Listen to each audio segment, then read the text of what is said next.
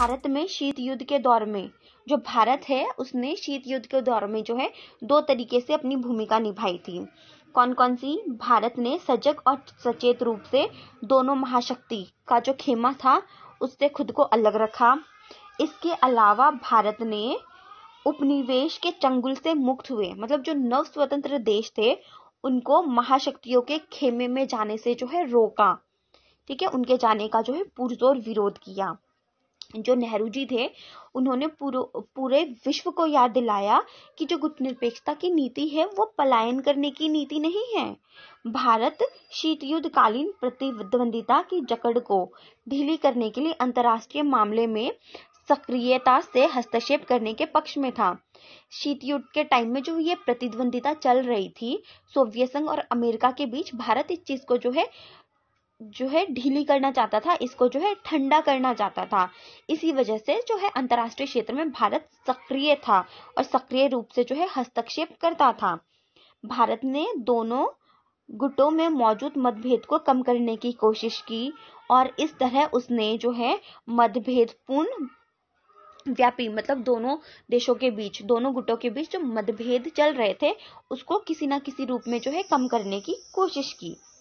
गुटनिरपेक्षता की नीति ने कम से कम दो तरह से जो है भारत का हित साधने में मदद किया था।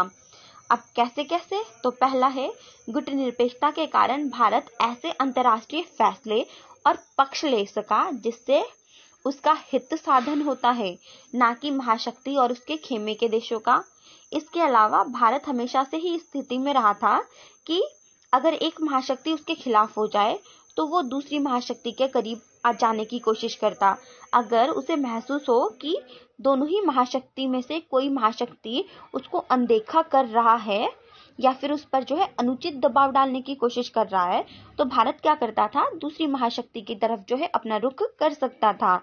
ऐसे में जो दोनों गुट थे वो भारत को लेकर ना तो बेफिक्र हो सकते थे और ना ही भारत पर जो है दबाव डाल सकते थे, धौंस जमा सकते थे। अब हम गुटनिरपेक्षता की जो नीति है इसकी कुछ आलोचनाएं भी की गई है, उसके बारे में भी देखेंगे। तो चलिए देखते हैं। जो आलोचक है उनका कहना है कि जो ये गुटनिरपेक्षता की नीति है ये सिद्धांत विहीन है, इसका कोई सिद्धांत नहीं है। कहा जाता है कि भारत अपने राष्ट्र हित को साधने के नाम पर, जो आलोचक है वो कहते हैं कि जो भारत है वो अपने राष्ट्रीय हित के नाम पर जो है अक्सर अंतर्राष्ट्रीय मामले में जो है कोई सुनिश्चित पक्ष लेने से बचता आया है। ठीक है, इसके अलावा भारत के व्यवहार में स्थिरता नहीं रही। कई बार भारत की स्थिति विरोधाभासी रही है। महाशक्ति के खेमों में शामिल होने पर दूसरे देशों की आलोचना करने वाला जो भारत है उसने अगस्त 1971 में सोवियत संघ के साथ जो है आपसी मित्रता की संधि पर हस्ताक्षर किए, जिसकी वजह से जो विदेशी पर्यवेक्षक थे उन्होंने जो है इसे सोवियत संघ के खेमे में भारत का शामिल होना माना। बट भारत का दृष्टिकोण या भारत सरकार का कहना था कि बांग्लादेश के संकट के समय उसे राजनयिक और सैन्य सहायता की जो है जरूरत थी और ये जो संधि है उसे संयुक्त राज्य अमेरिका सहित अन्य जो देश है उनसे जो है अच्छे संबंध बनाने से नहीं रोक सकती या फिर नहीं रोकती। तो फ्रेंड्स, ये चैप्टर जो है यहीं पर समाप्त होता है। आई होप आपको अच्छे से समझ में आ गया होगा। क्वेरी है कमेंट बॉक्स में कमेंट करके आप मुझसे पूछ सकते हैं। और आपने मेरी वीडियो यहाँ तक देखी इसके लिए आप सबका बहुत बहुत धन्यवाद। Thank you.